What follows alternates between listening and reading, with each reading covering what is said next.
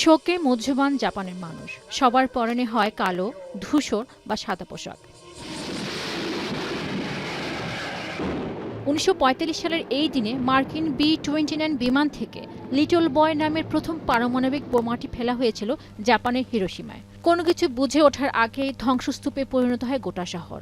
মারা যান ১,৪০,০০০ মানুষ।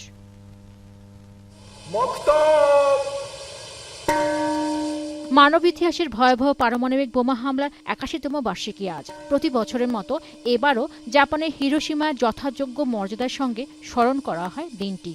একে একে মাথা নত করে ফুলের শ্রদ্ধা জানান সেখানে আসা স্কুল শিক্ষার্থী ও অন্যান্যরা।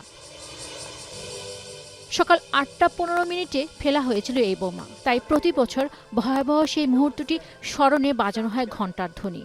১ মিনিট নীরবতা পালন করেন উপস্থিত সবাই। স্মরণ অনুষ্ঠানে অংশ নেন পারমাণবিক বোমা হামলায় বেঁচে যাওয়া ব্যক্তিরা সহ ১২৩টি দেশ ও অঞ্চলের প্রায় ৫০,০০০ মানুষ। জাপানের প্রধানমন্ত্রী হিসেবে প্রথমবার এই অনুষ্ঠানে যোগ দেন সানায়ে তাকাইচি।